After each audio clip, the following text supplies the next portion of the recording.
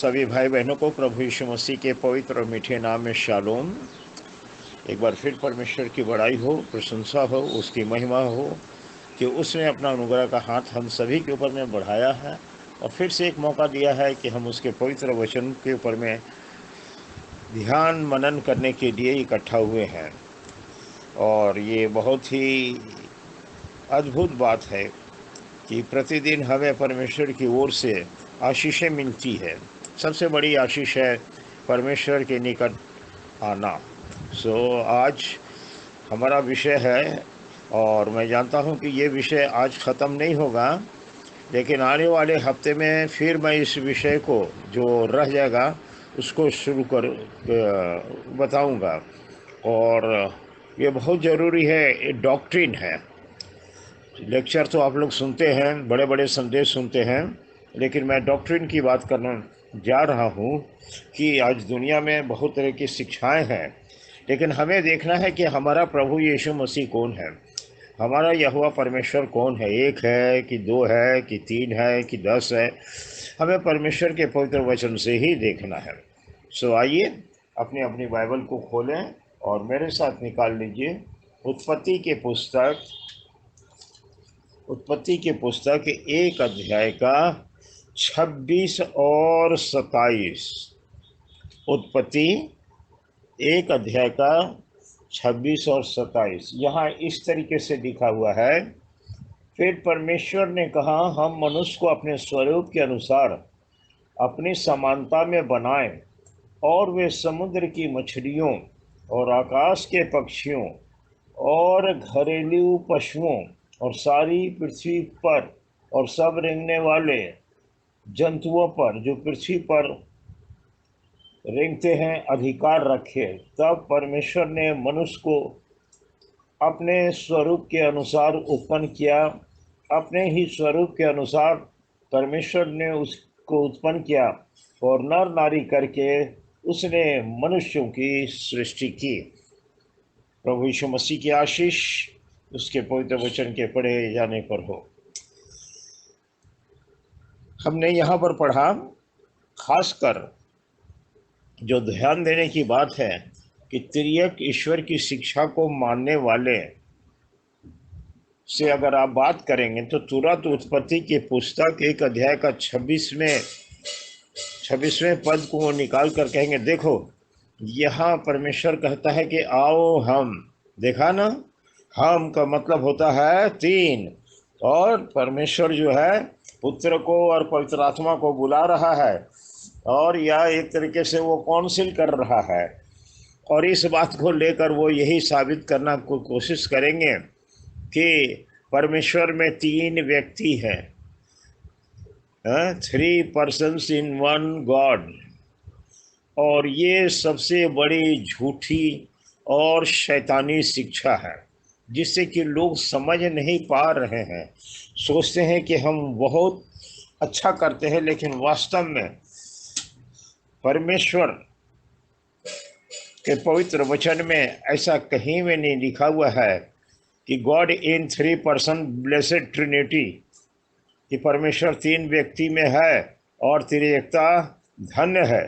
ऐसा कहीं नहीं लिखा हुआ है। ये बिल्कुल बाबुल की शिक्षा है। ये जो शिक्षा त्रिएक परमेश्वर की शिक्षा बाइबल की नहीं, लेकिन बाबुल की शिक्षा है।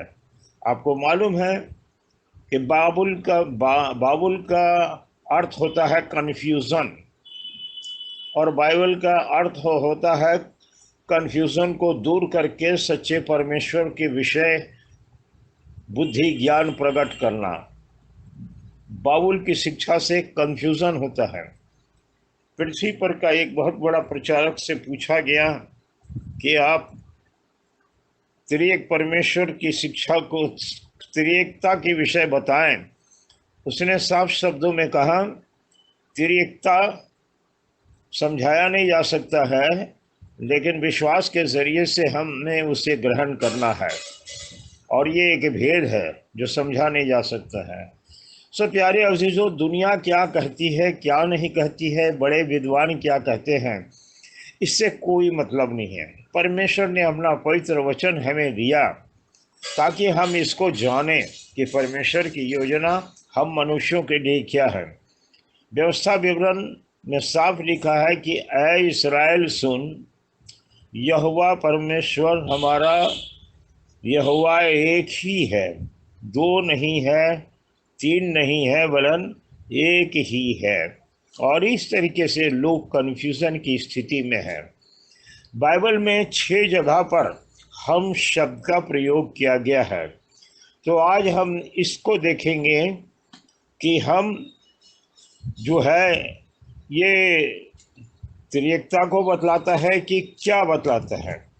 लोग यही कहते हैं त्रित्ववादी कि परमेश्वर की सृष्टि में 3 व्यक्ति शामिल हैं।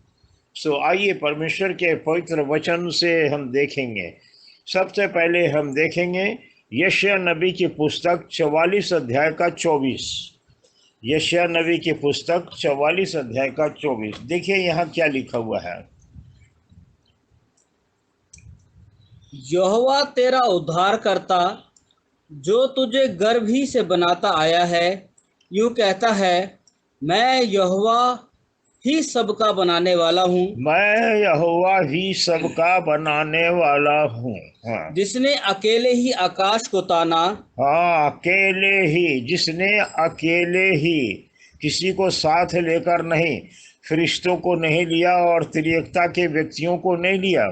परमेश्वर परमेश्वर है, वो अकेले ही आकाश को ताना और पृथ्वी को अपनी ही शक्ति से फैलाया है। और अपनी शक्ति से पृथ्वी को फैलाया है। हैं? परमेश्वर कहता है मैंने अकेले ही। अगर आप यशायाह 43 अध्याय का जरा 11-12 पढ़ करके देखें, 43 का 11-12 क्या लिखा हुआ है। मैं ही यहोवा हूँ, मैं ही यहोवा हूँ, और मुझे छोड़ कोई उद्धार करता नहीं। मुझे छोड़ कोई उद्धार करता नहीं। मैं ही ने समाचार दिया, मैंने समाचार दिया और उद्धार किया, और उद्धार किया और वर्णन भी किया, और वर्णन भी किया, जब तुम्हारे बीच में कोई पराया देवता ना था। इसलिए तुम ही मेरे साक्षी हो, तुम ही मेरे साक्षी हो। यहोवा की ये वाणी है। यहोवा की ये वाणी है। मैं यहोवा हूँ, मुझे छोड़ कोई उद्धार करता नहीं। और जिब्राइल फिर तेरा पढ़ दें क्या? हाँ, मैं ही परमेश्वर हूँ, और भविष्य में भी मैं ही हूँ। हाँ, मेरे हाथ से कोई छुड़ा ना सकेगा। जब मैं काम करना चाहूँ तब कौन मुझे रोक सकेगा। हाँ, मैं ही परमेश्वर हूँ, भविष्य में भी मैं परमेश्वर हूँ। ये नहीं कि पुराने नियम में अद्वैत परमेश्वर है और नए नियम में त्रिएक परमेश्वर हो गया। बाइबल साफ कहती है भविष्य में भी मैं ही हूँ, वो यहोवा ही है। हाँ, जब यीशु मसीह के विषय में जब जिब्राइल फरिश्ता ने कहा, जब उसके नाम के लिए कहा गया है, मत्ती 1:21 में देखें क्या लिखा हुआ है। मत्ती 1:21 को जरा सा देखें।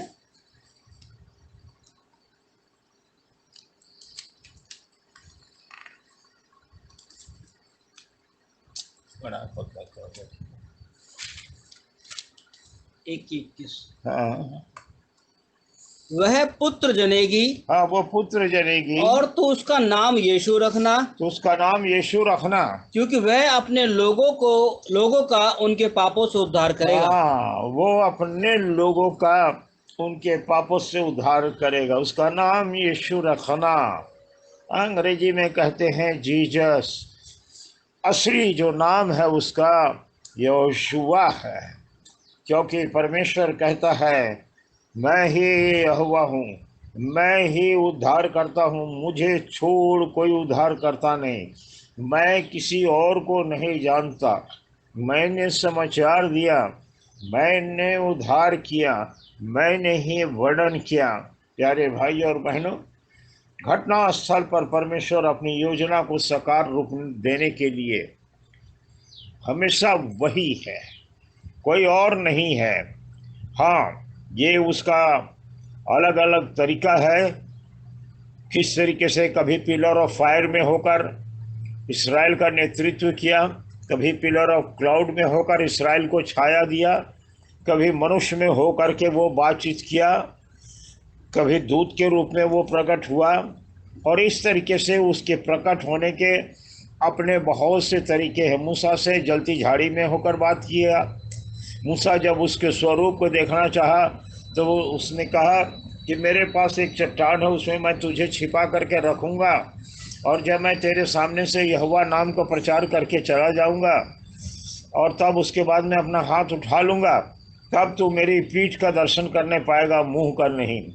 ये तो एक अलग विषय है, लेकिन सिर्फ मैं इतना कहना चाहता हूँ कि आज शुरू से लेकर आखिर तक ये यहोवा परमेश्वर ही है, ये यहोशुआ मसीह है। नए नियम में यहोवा ही हमारा उद्धार करता है।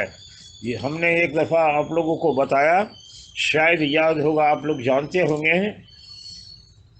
यशायाह नबी के पुस्तक 12 अध्याय का 2 पद में पढ़िएगा, वहाँ पर लिखा है यहोवा मेरा उद्धार है, यहोवा मेरा उद्धार है। और उसका लास्ट पोर्शन में लिखा है वो मेरा उद्धार करता हो गया। मेरा उद्धार है और वो मेरा उद्धार करता हो गया। उद्धारकर्ता का इब्रानी भाषा में कहते हैं यशा, और यहोवा का शॉर्ट फॉर्म आपने बाइबल में पढ़ा है याह, तो याह प्लस यशा जोड़ दीजिएगा तो स्कॉलर ने इसको यहोशुआ बनाया है। और आज सारे विश्व में ये बात प्रचार की जा रही है, कोई नई चीज़ नहीं है, ये बहुत पुरानी बात है जो कि दबा हुआ रहा।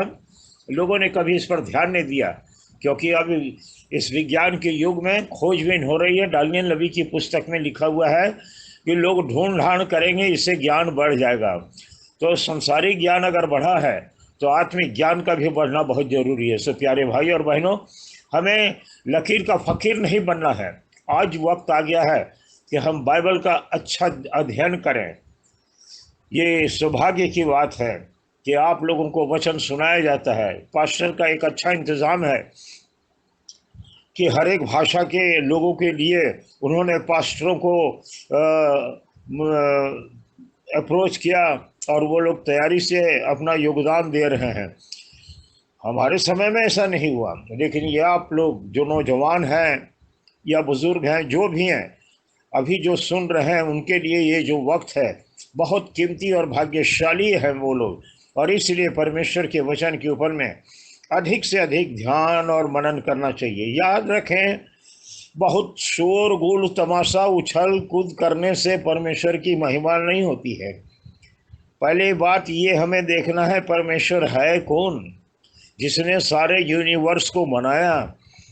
उसके सामने हमें कैसा व्यवहार करना चाहिए, हमारी प्रार्थना कैसी होनी चाहिए, हमारे संदेश कैसे होने चाहिए, ताकि लोगों के दिल दिमाग में पहुंच जाए, लोग उसको हाँ और आमीन के साथ ग्रहण कर सकें।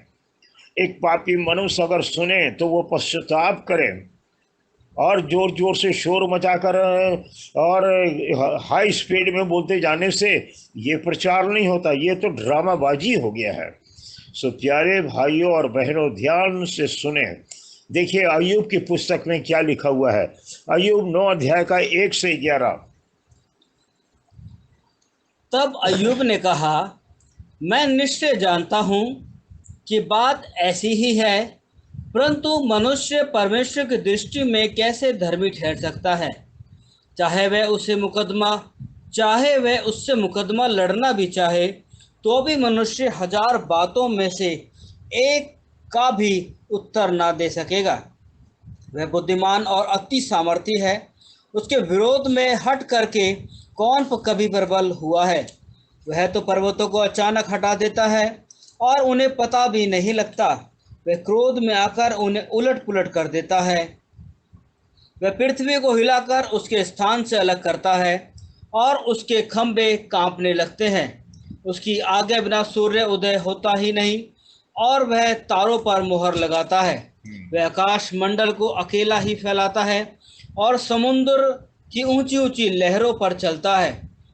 वह सप्तऋषि, मृगशीरा और कचपचिया और दक्षिण के नक्षत्रों का बनाने वाला है। हाँ, वह तो ऐसे बड़े कर्म करता है जिनकी था नहीं लगती, और इतने आश्चर्य कर्म करता है जो गिने नहीं जा सकते। आमीन। धन्यवाद। कितना था? 11 तक ना? 11। हाँ, देखो वह मेरे सामने से होकर तो चलता है, परंतु मुझको दिखाई नहीं पड़ता, और आगे को बढ़ जाता है, परंतु मुझे सूझ ही नहीं पड़ता। देखा आपने, यहाँ पर अय्यूब क्या कहता है कि वो आकाश मंडल को अकेला ही फैलाता है और समुद्र की ऊंची ऊंची लहरों पर चलता है। आगे को पूरा 1 से 11 तक आप पढ़िए, आपको मिलेगा। वो अकेला करता है। यहाँ पर नहीं कहता है कि पिता, पुत्र और पवित्र आत्मा तीनों मिलकर आकाश को पकड़ पकड़ के खींच रहे हैं और बना रहे हैं। ये सब तमाशा मेरे भाई और बहनों, बाइबल को देखिए ध्यान से, बिल्कुल सरल भाषा में लिखा है। वो यहोवा परमेश्वर अकेला ही सब कुछ करता है। उसमें इतनी सामर्थ है, वो उसको किसी के सहारे की ज़रूरत नहीं है, वो खुद करता है। अगर आगे चलकर हम और भी बातों को देखेंगे, तो इस बात को ध्यान में रखिए। यहाँ हम का मतलब त्रिएक नहीं, बल्कि अद्वैत परमेश्वर जो है, वो सारी चीज़ों को करने वाला, सारी बातों को बताने वाला है। इसी उत्पत्ति के पुस्तक 3 अध्याय का 22 पद यहाँ भी हम देखते हैं। उत्पत्ति 3:22 में लिखा हुआ है, फिर यहोवा परमेश्वर ने कहा, मनुष्य भले बुरे का ज्ञान पाकर हम में से एक के समान हो गया है, इसलिए अब ऐसा न हो कि वो हाथ बढ़ाकर जीवन के वृक्ष का फल भी तोड़ के खा ले और सदा जीवित रहे।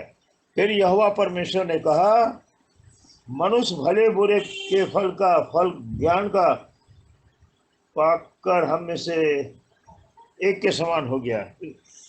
अब त्रित्ववादियों से पूछिए, अगर उत्पत्ति 1:26 में त्रिएक परमेश्वर को बतलाता है, तो यहाँ भी त्रिएक परमेश्वर को बताना चाहिए, क्योंकि यहाँ पर हम लिखा हुआ है, हम में से एक के समान हो गया, है ना। अब देखें, त्रिएक परमेश्वर कहते हैं God the Father, God the Son, God the Holy Spirit, 3 in 1 Blessed Trinity. परमेश्वर पिता, परमेश्वर पुत्र, परमेश्वर पवित्र आत्मा। आप अपने उंगली में आप अपनी उंगली को गिनिए, अंगूठे से तर्जनी उंगली को दबाइए और 3 को गिनिए, और मैं बता रहा हूँ वैसे ही कीजिए। आप गिनिए कि एक है, ट्रिनिटी वालों के हिसाब से मान लीजिए बीच वाली उंगली को मान लीजिए पिता, ठीक है। अच्छा, दूसरी उंगली को मान लीजिए पुत्र, और पिता के बगल वाली उंगली को मान लीजिए पवित्र आत्मा। अब देखिए, सुनिए मेरी बात को ध्यान से, कि मनुष्य भले बुरे का ज्ञान पाकर हम में से एक के समान हो गया। अब इनसे सीधा पूछिए, परमेश्वर कहता है, पिता कह रहा है कि मनुष्य हम में से एक के समान हो गया। अब ये जवाब दे, पुत्र के समान हुआ कि पवित्र आत्मा के समान हुआ?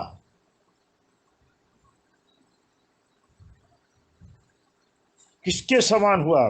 भला बुरे का ज्ञान किसने दिया? ये लूसीफर ने दिया, जिसे एक्चुअली वर्ड जो है हिब्रू बाइबल में नखास है, सर्प नहीं है, लेकिन लोगों ने इसको ट्रांसलेट कर दिया सर्प, और एक कन्फ्यूजन का कारण बन गया है। नखास एक जानवर था जिसको शैतान ने इस्तेमाल किया और हवा को बहकाया। ये विषय एक अलग है, लेकिन केवल मैं इतना ही बताऊंगा कि उस नखास ने, जो चौपाया जानवर था, रेंगने वाला नहीं, क्योंकि परमेश्वर ने जब उसको कर्स किया तब वो रेंगने वाला बना। ये आम सांप को देखकर मत समझिए कि ये शैतान है जो कर्स किया हुआ, ना ना ना ना। परमेश्वर ने ये सारे सांप वगैरह सबको पहले बनाया, नखास को भी बनाया, लेकिन नखास कर्स के अधीन हुआ, श्राप के अधीन हो गया, और वो बाद में रेंगने वाला जीव बना। पहले लिखा हुआ है, बनेले पशुओं में सर्प सबसे ज्यादा धूर्त था, तो ये सर्प नहीं, इसका नाम है नखास इब्रानी भाषा में। किसी से भी पूछ लीजिए और कंफर्म कर लीजिए।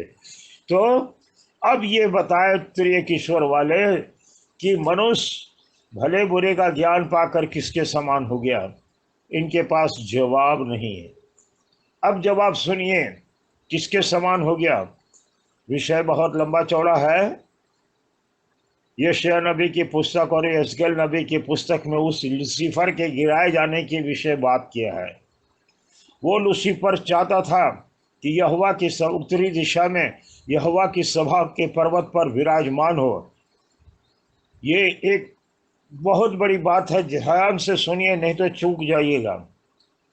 शैतान चाहता था, जरा निकाल करके देखें, कल पढ़े थे यहेजकेल यशायाह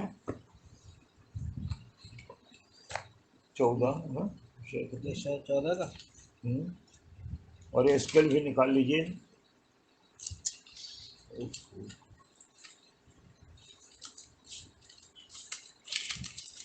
यशायाह 14 का बता रहा हूँ।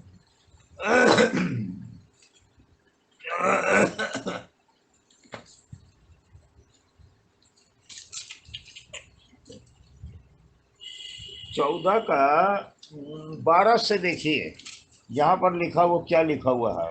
हे भोर के चमकने वाले तारे, हाँ। तू कैसे आकाश से गिर पड़ा। तू जो जाति जाति को हरा देता था, तू अब कैसे काट कर भूमि पर गिराया गया है। तू मन में कहता तो था, मैं स्वर्ग पर चढ़ूंगा, मैं अपने सिंहासन को ईश्वर के तारागण से अधिक ऊंचा करूंगा और उत्तर दिशा की छोर पर सभा के पर्वत पर विराजूंगा। हाँ, बस सभा के पर्वत पर विराजूंगा। हिंदी में लिखा है सभा का पर्वत। हम लोग नए नियम में कलीसिया वर्ड का इस्तेमाल करते हैं, और एक्लेसिया है एक्चुअली ग्रीक वर्ड है, और इसको हम लोग हिंदी में कलीसिया कहते हैं और इंग्लिश में चर्च कहते हैं। एक्लेसिया ग्रीक में, लेकिन हिब्रू बाइबल के अनुसार कांग्रेगेशन, सभा, भजन संहिता में कहीं लिखा है परमेश्वर की सभा में परमेश्वर ही खड़ा है और वो ईश्वरों के बीच में न्याय करता है। पुराने नियम में कलीसिया वर्ड नहीं है, लेकिन सभा वर्ड है। और ये लूसीफर, ये शैतान ये चाहता था कि परमेश्वर की योजना को बिगाड़े, और इसके मन में ये था कि करो सृष्टि, आपको जितना करना है, मैं तो उस जगह पर विराजमान हो करके रहूंगा। और इन्हीं सब कारणों से वो गिराया गया, और बहुत हद तक आज वो सफल भी है। आज जिन लोग उस ट्रिनिटी को मानते हैं, किसी न किसी रीति से उस लूसीफर की उपासना करते हैं। आज 25 दिसंबर को जो लोग मानते हैं, वो निम्रोद के बर्थडे का पालन करते हैं। ईस्टर की सभा जो करते हैं, किसी न किसी रीति से वो अस्तोरे देवी की उपासना करते हैं। धोखे में ये सब कर रहे हैं, क्योंकि सच्चाई बताई नहीं गई, या बताई जा रही है तो बहुतों को ये बात बुरी लगेगी।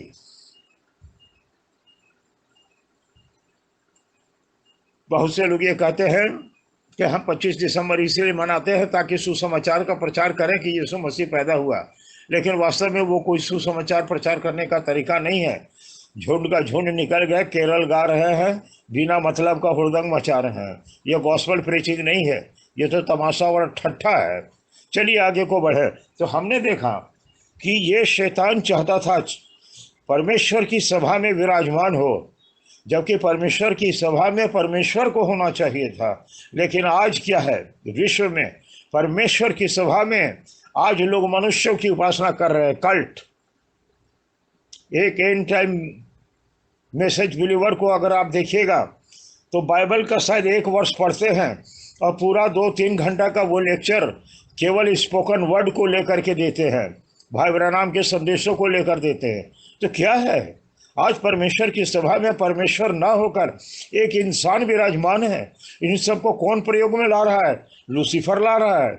आज परमेश्वर की सभा में अद्वैत परमेश्वर की शिक्षा होनी चाहिए, लेकिन वहाँ त्रिएक परमेश्वर की शिक्षा दी जा रही है। बड़े बड़े थियोलॉजिकल कॉलेज, सेमिनरी खोल करके बैठे हुए हैं त्रिएक परमेश्वर की शिक्षा देने के लिए है। आज लोगों को रेवरेंट कहलाना बहुत अच्छा लगता है, लेकिन रेवरेंट का मतलब नहीं जानते हैं।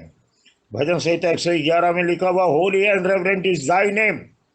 ये परमेश्वर का एक टाइटल है, एक उपाधि है उस यहोवा एलोहिम का। उस टाइटल को कौन मनुष्य ले सकता है? लेकिन आज लोग रेवरेंट कहलाते हैं। मेरे भाइयों और बहनों, ये सब बड़ा डेंजरस चीज है। सुनने वालों को तो बहुत बुरा लगेगा। अगर कोई रेवरेंट सुन रहा होगा तो उसको तो बहुत बुरा लग रहा होगा और मन ही मन मुझे श्राप दे रहा होगा। लेकिन अगर वो बाइबल पढ़ के देखे, भजन संहिता 111 का शायद 9-10 पद में, वहाँ साफ लिखा है इंग्लिश की बाइबल में, Holi and reverent is thy name. केवल यहोवा परमेश्वर, केवल यहोशुआ ही पवित्र है। सारी इज्जत, धन्यवाद, प्रशंसा, बड़ाई के योग केवल बद किया हुआ मेमना है। इसके सिवा और कोई रेवरेंट कहलाने के लिए है योग्य है ही नहीं है। क्योंकि यूहन्ना देखा कि जब वो स्क्रॉल 7 मोहरे खोलने के लिए कोई नहीं है, वो स्वर्ग पर देखा कोई नहीं, पृथ्वी पर देखा कोई नहीं, कोई नहीं मिला, तो यूहन्ना रोने लगा फुट फुट करके। अब इन मोहरों को कौन खोलेगा? नहीं खोलेगा तो हम तो नाश हो जाएंगे। क्या होगा? तब एक आवाज आती है कि यूहन्ना मत रो, वो यहूदा के गोत्र का शेर इस काबिल है कि उन मोहरों को खोले। यानी कि पृथ्वी पूरे यूनिवर्स में प्रभु यीशु मसीह से श्रेष्ठ कोई नहीं है। और इसलिए प्रभु यीशु मसीह ने मत्ती की इंजील में कहा, आसमान और जमीन का पूरा अधिकार मुझे दिया गया है। इसका मतलब क्या हुआ? अगर आसमान में भी कोई अधिकारी है तो वो जीरो है, और जमीन पर भी कोई अपने को अधिकारी समझता है तो वो जीरो है। यहोशुआ मसीह से बढ़कर कोई अधिकारी नहीं। आसमान, स्वर्ग और पृथ्वी का पूरा अधिकारी वही है। लेकिन आज उस अधिकार के लिए बहुत बड़ा संघर्ष हो रहा है। शैतान उसकी प्रजा को गुमराह करने की कोशिश में लगा हुआ है।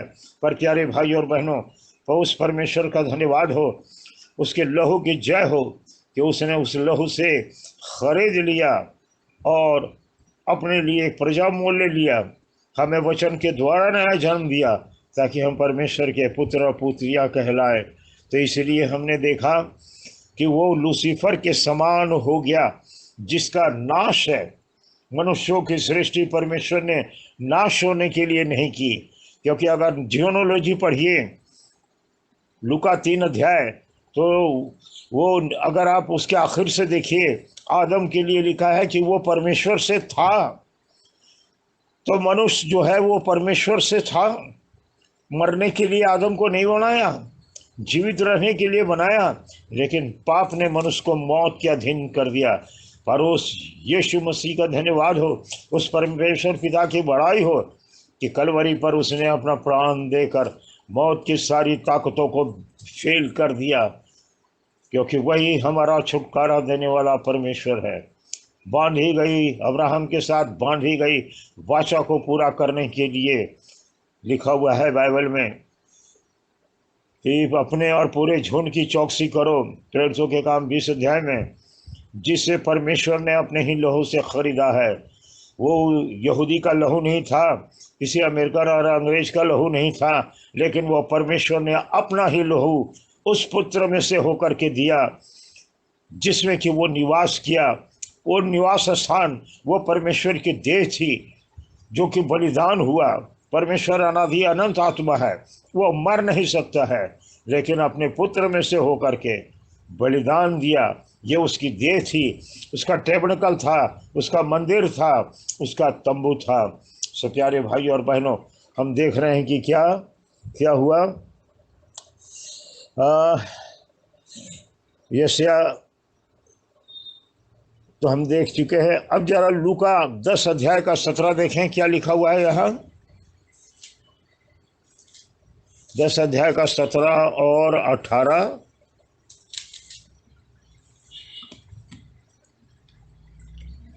वे 70 आनंद करते हुए लौटे हाँ। और कहने लगे, हे प्रभु, तेरे नाम से दुष्ट आत्मा भी हमारे वश में है। हाँ, प्रभु यीशु मसीह ने उनको अधिकार देकर भेजा, जाओ मुर्दों को जिंदा करो, कोढ़ियों को शुद्ध करो, और तुम्हें सेठ में मिला है, सेठ में सुसमाचार सुनाओ, बीमारों को चंगा करो, सुसमाचार राज्य का तुम सुनाओ, और ये लोग बड़े हियाव के साथ गए और लौटकर प्रभु यीशु मसीह को अपनी इन्वेंट्री दे रहे हैं। क्या कर रहे हैं वो 70 आनंद करते हुए लौटे और कहने लगे, हाँ, हे आनंद प्रभु, करते लौटने लगे, लौटे और कहने लगा, हे प्रभु, तेरे नाम से दुष्ट आत्मा भी हमारे वश में है। अरे प्रभु क्या बताया जाए, दुष्ट आत्माएं हमारे वश में है। आगे। हाँ। उसने उनसे कहा, हम्म। मैं शैतान को बिजली के समान स्वर्ग से गिरा हुआ देख रहा था। हाँ, यह प्रभु यीशु मसीह कहता है, ये नहीं कहता कि हाँ बच्चों तुमने बहुत अच्छा काम किया, मेरी आज्ञा का पालन किया, इसलिए कि दुष्ट आत्माएं भी तुम्हारे वश में है तो निश्चय तुम लोगों ने दुष्ट आत्माओं को निकाला। हालेलुया, प्रेज द लॉर्ड, बड़ी खुशी की बात है।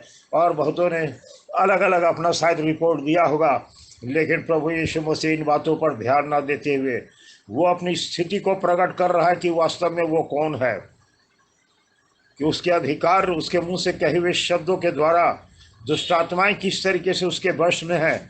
तो वो कहता है कि मैं शैतान को स्वर्ग से बिजली की नाई गिरता हुआ देख रहा था। हजारों लाखों साल पहले वो जो वहां पर बैठा हुआ था, एक साधारण सा व्यक्ति जिसका नाम यहोशुआ, वो कहता है मैं शैतान को स्वर्ग से बिजली के नाई गिरता हुआ देख रहा था। वो कौन था?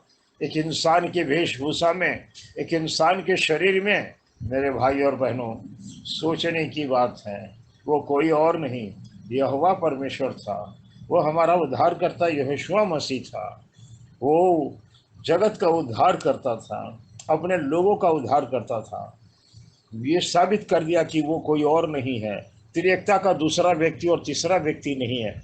वो खुद परमेश्वर है, सर्वशक्तिमान है, जो कि अनंतता से मौजूद है। उसके दिनों का ना तो आदि है, ना तो उसके दिनों का अंत है, ना तो उसकी कोई वंशावली है, ना कोई माता पिता है, अनादि से अनंत तक रहने वाला। इसलिए जब लूसीफर गिराया गया था, वो आप उसी के डांट से वो गिराया गया था और वो लूसीफर को गिरता हुआ देख रहा था। और ये डिस्क्रिप्शन दिया, वर्णन किया कि बिजली के नाई मैं शैतान को गिरता हुआ देख रहा था। देखा है आपने प्रभु यीशु मसीह कौन है? मैं सोच रहा हूँ कि थोड़ी थोड़ी आप लोगों के समझ में ज़रूर आ गई होगी ये बातें। और पढ़िए यशाया 43 का 11, 12, 13। हाँ, यशाया 43 का 11, 12, 13। हम पढ़ चुके हैं, लेकिन एक बार फिर से पढ़ दें। मैं ही यहोवा हूँ मैं ही यहोवा हूँ और मुझे छोड़ कोई उद्धार करता नहीं। और मुझे छोड़कर कोई उद्धार करता नहीं। मैं ही ने समाचार दिया मैं ही ने समाचार दिया और उद्धार किया, और उद्धार किया वर्णन भी किया। और वर्णन भी किया। जब तुम्हारे बीच में कोई पराया देवता ना था, जब तुम्हारे बीच में कोई पराया देवता नहीं था, इसलिए तुम ही मेरे साक्षी हो। इसलिए तुम मेरे साक्षी हो। यहोवा की ये वाणी है, यहोवा की वाणी है। मैं ही परमेश्वर हूँ मैं ही परमेश्वर हूँ और भविष्य में भी मैं ही हूँ। वो भविष्य में भी वही रहने मेरे वाला है। मेरे हाथ से कोई छुड़ा ना सकेगा। हाँ जब प्रभु, मैं काम करना चाहूँ तब कौन मुझे रोक हाँ सकेगा? प्रभु यीशु मसीह ने कहा, जिनको हे पिता तूने मुझे दे दिया है, उनमें से एक को भी मैं नहीं खोया। उसके सामर्थ्य हाथ में आ जाइए, अपने आप को सरेंडर कीजिए। समय होता चला जा रहा है, नहीं तो मैं तीसरा पॉइंट आज आपको बताता, लेकिन 2 पॉइंट में ही समय पूरा हो चुका है।